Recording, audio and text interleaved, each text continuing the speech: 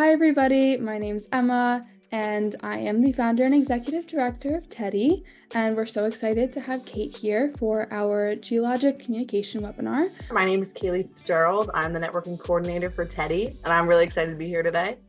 Hi, I'm Cate. I talk about rocks for a living. Love that. Okay, so we'll jump right into it. So the first thing we wanted to ask you about is what being a geology communicator really means. So what does your regular workday look like? What do you do on a day-to-day basis? I guess a really good example of what I do is, talking about rocks, but it's more than just rocks. Geology is the study of the earth as a whole, all of its processes. So my job is to teach that to the general public. I really love teaching, and so I have all this knowledge and I really want to share it, and having people understand more about how the earth works and all the processes that go on and the things that are created by them is really exciting to me and also important for society. So I'm also trying to get more people aware of geology and geoscience as a whole, so that maybe they might consider careers in this field, because we do need we do need geoscientists to function as a society. Yeah, definitely. That's very true. What are some careers that you think would fall under this category? Well, there's geology and environmental consulting, which you need experts on job sites like construction sites to decide if it's safe to build there, if the ground is stable, what kinds of precautions you might have to take, how it's going to affect the local water, how it's going to affect the soil. So you need people to say, is this a good idea to build here? And if so, what can we do to make it the most effective process possible?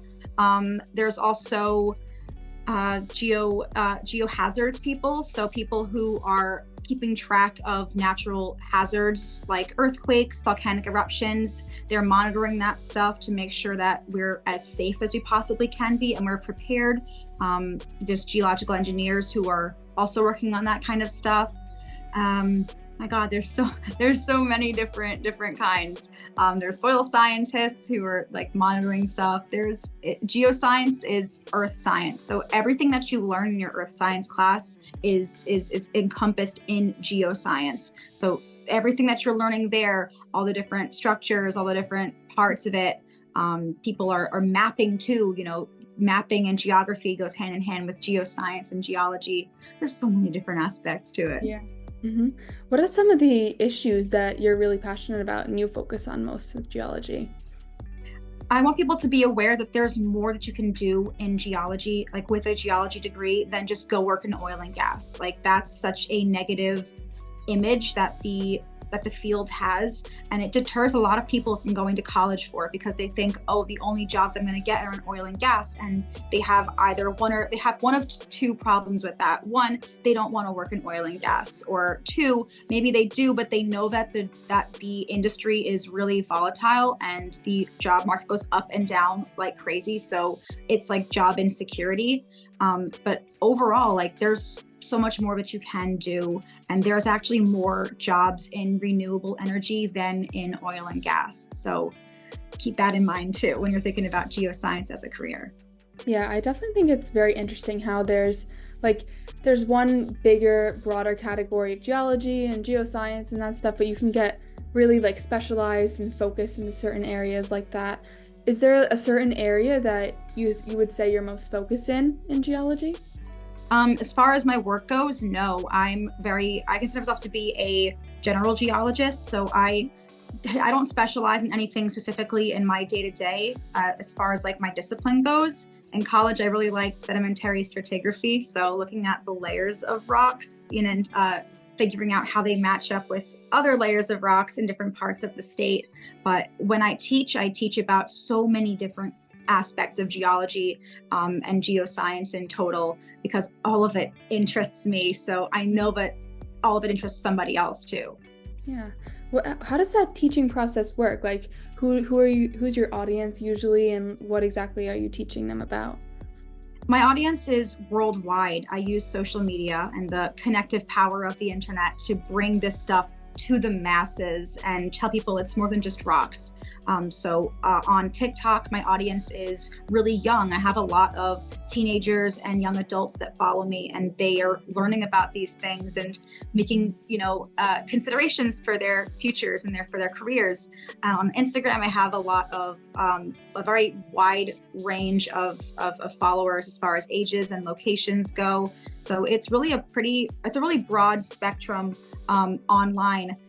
In person, I speak to a lot of all ages. I give talks at libraries, museums, parks, public events, and I also speak at universities too, talking to them about the importance of having communication skills in this industry, not just for your day-to-day interdisciplinary communication, but also communication with the public that will impact policy, that will impact, society's acceptance of what we do. I personally think that people who go into lawmaking should take a geology class, because you need to know about how these very basic things work before you make decisions that impact it. Yeah, definitely on board with that one. Yeah. So I'm actually a little curious. How did you, with your whole, most of what you do is based on social media, I'm assuming, right? Mm-hmm. Yeah. So how did you kind of build yourself up from when you started on TikTok and Instagram to where you are now, where you have like a worldwide following? I started on TikTok during the COVID lockdown, which is when I graduated from college. So I graduated in spring of 2020, and I just started making videos that were not geology related. So I had already built up a little bit of a following. I think I had like 8 or 10,000 followers on TikTok before I made my first geology video. But once I hit that point, I realized, oh my God, there's a lot of people who are lacking, they're seeking out this kind of stuff, and there doesn't seem to be anybody else who is putting it out there. So while there definitely were people who were making geology content on TikTok at the time, no one was really doing it to the extent that I was. And once I found out about these other people, we all sort of met each other, and we started collaborating and really working towards this mutual goal of communicating our science the best that we can. And so we really just utilize trends and try to make geology relatable to people. So I have a really large following of geology majors, like college students. So I do make a lot of content that caters to them, but I also make content that just shows geology as something that's exciting and fun and interesting. So that's really where a lot of my, following comes from, is people who are just curious about it and just really want to learn.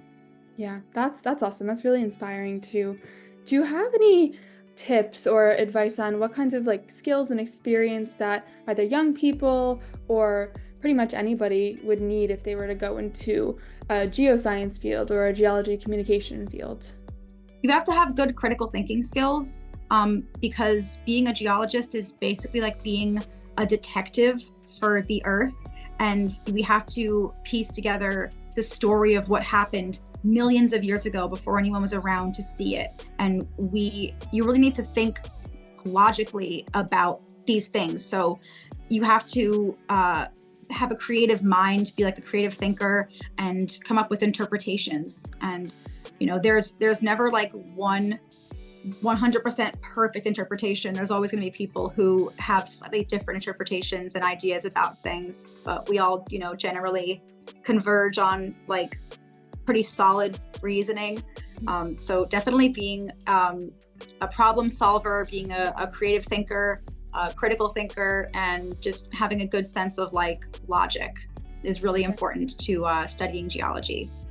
Yeah, I think that's really interesting too, just because a lot of people will think of science or geoscience in particular and say it's all about problem solving, it's all about analyzing things, it's all about that kind of stuff. But there's also another side to it of communicating with other experts in the field, and kind of what you do, which is sharing out to the community about what these scientists are doing, which I think is really, really awesome. Yeah. Geology is really, it's along with a lot of other sciences. Sorry, that's my cat. He's shedding. It's a really collaborative effort, and you have to, talk with a lot of different other disciplines. Geology is kind of like the glue that brings other sciences together. Like we have geochemistry, geophysics, environmental geology. We even have geobiology. Like there are so many different intersections with other fields, and being able to communicate and understand those sciences so that we can actually talk back and forth and improve on our research together and improve on our goals is really, really critical. So being a good communicator in this science is huge. Yeah, definitely, of course. I am going to pass it on to Kaylee for the next few questions. So Kaylee, if you want to go ahead. Yeah, so you really kind of touched on this first question pretty well in the last part, but if you want to just like kind of hit it again, how does the field of geology really kind of tie into protecting the environment, and like in what ways are those two fields connected? Well, in geology, it's a lot of looking at the past and making interpretations about what happened long ago.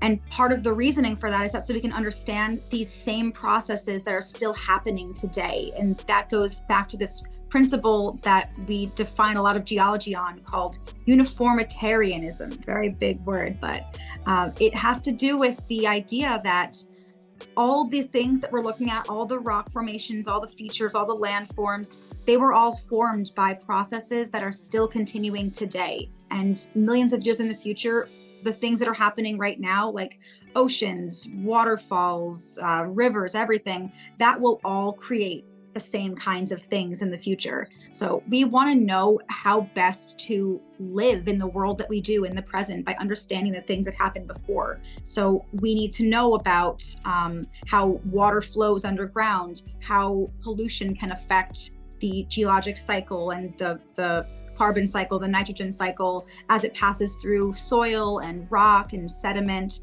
so that we can live better presently, and just kind of try to be conscious, like very aware and very conscious of the things that we're doing to disrupt these natural cycles that have been going on for millennia, and just trying to not avoid disrupting them, because nothing that we're always going to be disrupting it, but we have to consider, based on what's happened before, what can we do today that's going to make the least negative impact on the environment and on our lives.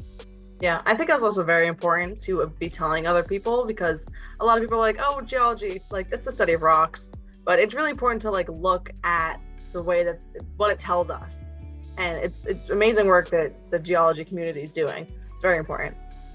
So moving on, what are some of the major geological challenges that are facing our world today? And is there any really particular issue that you focus on or you're particularly passionate about? I'm definitely passionate about the way that we get natural resources. So a big issue in the geosciences is that we're looking at like a big job deficit.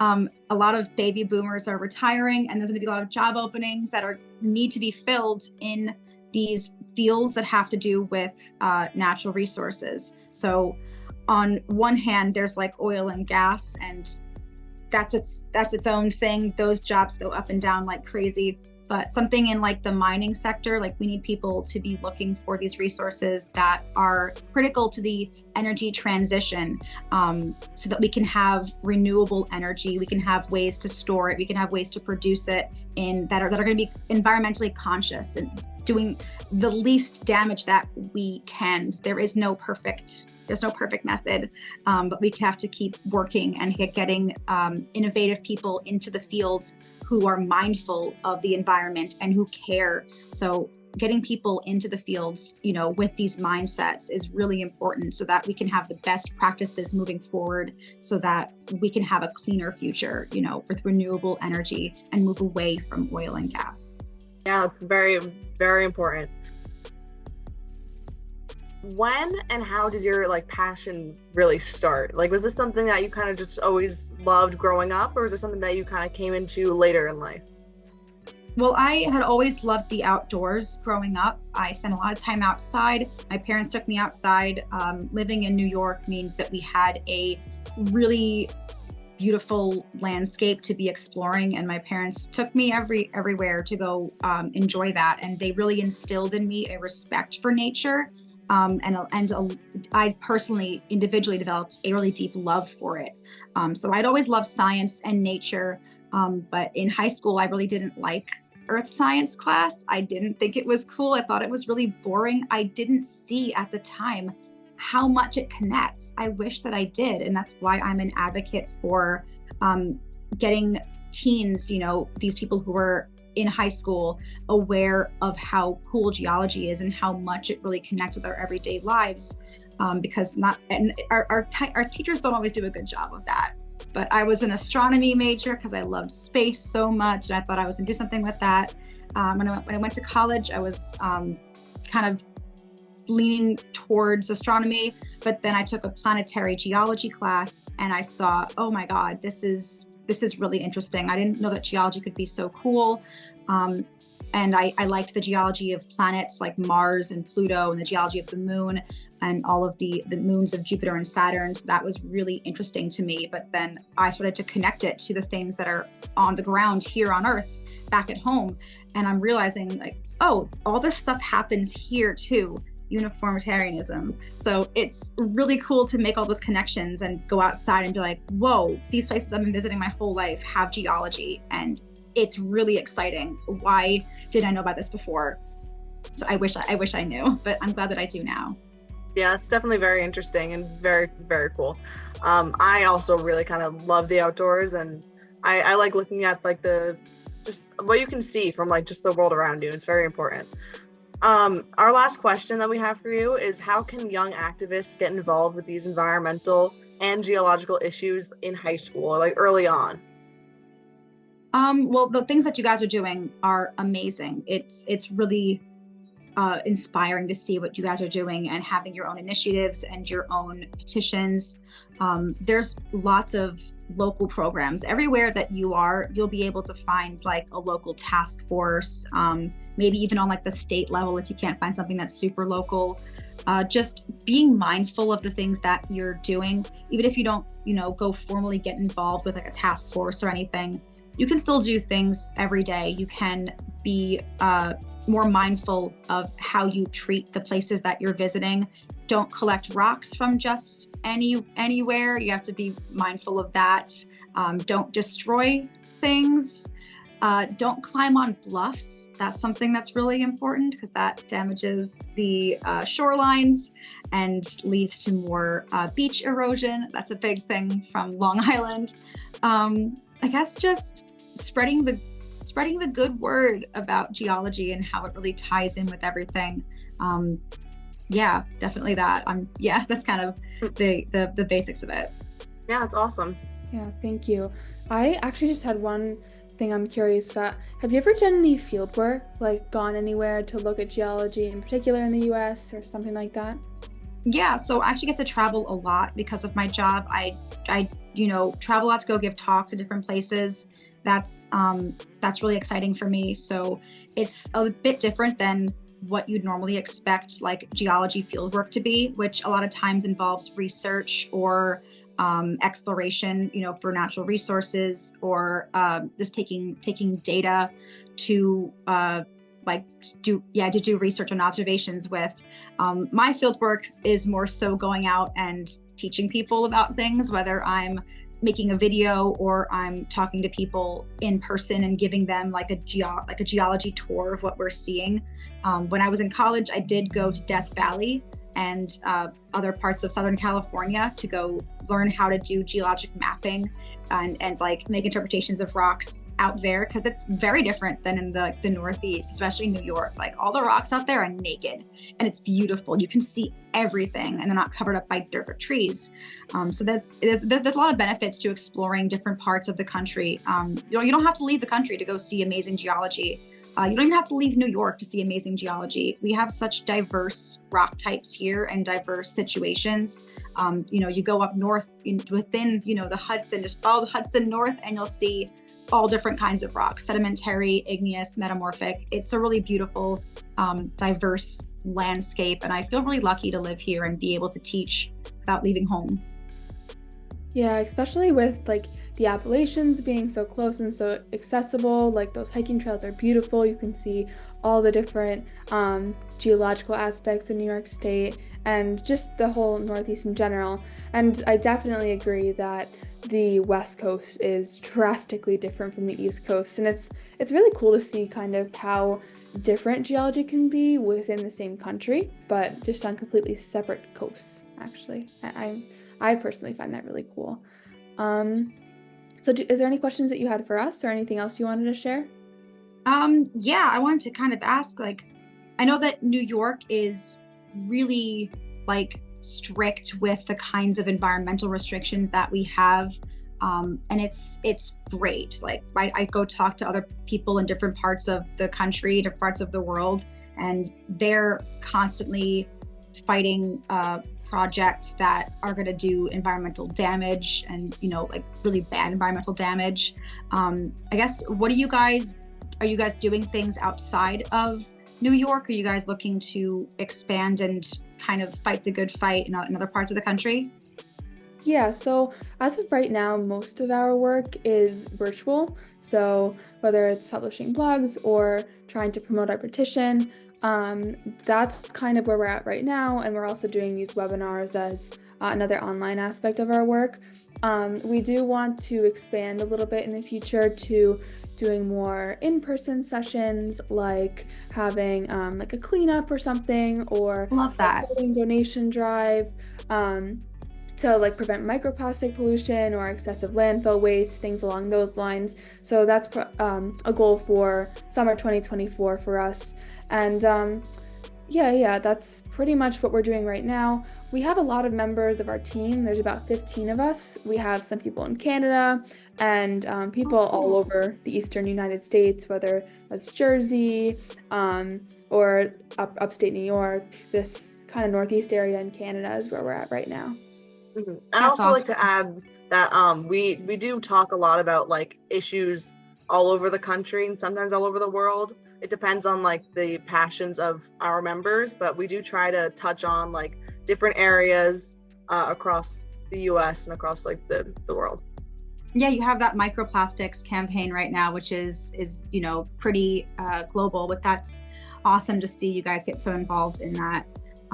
How can I get the word out to get more people involved with you guys and the work that you're doing? Other high schoolers outside of the Northeast, what can they do? So, if we have a lot of really good content on our Instagram page and our TikTok pages. So, in terms of what you could do to help promote our work, you could share some of our posts to your story, especially when we come out with stuff about petitions or our new blogs, because we really want those blogs have some really good content about current environmental issues that we want to just get out there and have them reach more people, especially young people too. Also, in your area, we have a flyer for our petition. So if you wanted to hang it in the library, you said you do some talks in the library. Yeah. So if you want to do something like that, that would definitely be a way you could support us.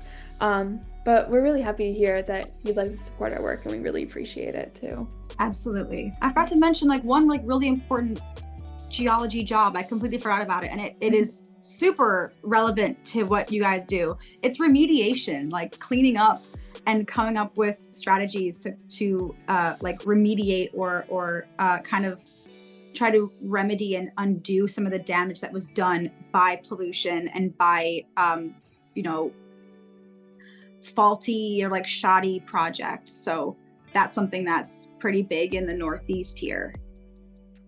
Yeah, definitely. We definitely want to expand on that too. We try to incorporate things in our blogs and on our social media pages just to tell high schoolers and other young people what they can do to help remediate or solve these issues. So in terms of pollution, in terms of other environmental issues as well, we're just trying to not only educate, but tell people how they can take action in their communities, even if it's only on a small scale. It's all going to help. 100%. And that's so great that you guys are doing that. Thank you. So I think that's all we have today, unless you have anything else you wanted to add. I just filmed a video today. So keep an eye out for that. There was some cool new legislation that just passed that's going to put some tighter restrictions on the like fossil fuel industry. So they have to now consider climate impact in addition to environmental impact, because before that, it was supposed to be included in environmental impact, but now, like, there was a lot of like loopholes in what's considered environmental impact, and now it's like you have to be aware, you have to be considerate of the climate. So now it's like put a pause on a bunch of new projects that were going to do a lot of climate damage. So big win, awesome. Oh my God, yeah. Does that have something to do with like CP2? Yes, it has. Yes. It has put a halt on CP2. Yeah, we were so excited to hear about that. I think we also talked about that in either one of our posts or one of our last videos. So yeah, that's a huge win that we're super excited about too. Yeah, but I think that's pretty much it. Thank you again for meeting with us. And thank you so much for having me, guys. I really appreciate what you guys do, and I'm so inspired by you, and I hope to see the organization grow and have really huge wins. Thank you so much. We look forward to working with you in the future again. Yeah, please do. Always feel free to reach out. 100%. Have a good rest of your day. All right, you guys too. Bye. Bye.